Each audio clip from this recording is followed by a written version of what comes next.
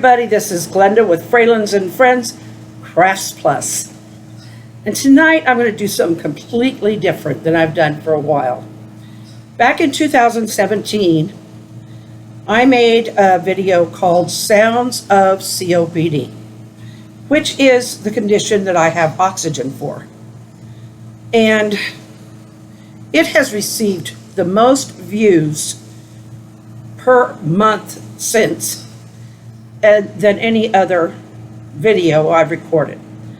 And there's a reason for that. People want to know, and they need to know. And there have been changes since then. So I'm going to add in that bit of video, and then I'm going to talk about the changes that I've had since then. And I'm not only going to talk to you about them, I'm going to try and show you a little bit about them. So I will be back. The next thing you will see is me having a COPD event. It's not pleasant, but it is real. And it was from 2017.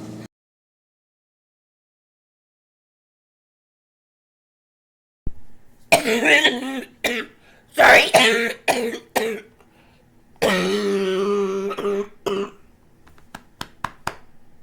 Oh, golly.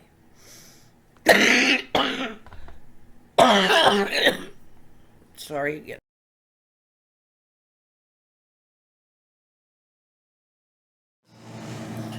That's painful for me to even go back and watch. The difference is now I've still got COPD. It's not going to go away. But they have made some strides in medications and treatments since then. And that noise in the background is my oxygen concentrator. But I'm doing it from in here because this is where my new computer is, and I haven't switched things around. That's just being lazy on my part. But usually I'm very easily heard over machinery, so there you go. Okay, one difference. I have not been back in the hospital for my COPD or pneumonia or anything like that since 2015. I had had some cases of bronchitis after that. And generally, if we caught on to the sinus infection, the bronchitis and that stuff really early before it went into my lungs, then that was the best. That was the best way to go about it. We just didn't always catch it. Now, it's been 3 or 4 years. It's been a few years. They put me on a medication called Dalaresp. The reason for putting me on that was to reduce the amount of mucus that my lungs produce. The less mucus, the less medium to grow bacteria. And that was what made this drug so important to me. And because of it, the reason it's prescribed is to prevent the exacerbation or the oncome or acceleration, however you want to put it, the more occurrences of bronchitis, chronic bronchitis, which is what part of my COPD is chronic bronchitis. So with that reducing the mucus, the chances of me getting that bronchitis are much slimmer. And so I have not had to be in the hospital for quite some time, and that is a good deal. Do I still have problems with my COPD? Yes. Is it still a progressive disease? Yes. Maybe not quite as fast. I put this light maybe a little too close. There. Another thing you'll notice, well, we're in a different room, but I have dentures now. I didn't have them in that clip. It was more for me to worry about the constant coughing episodes that I had back then than it was to worry about getting more teeth. Because for one thing, all of that stuff was doing bad things to my teeth anyway. So things have changed, and they are better. The lifestyle is better.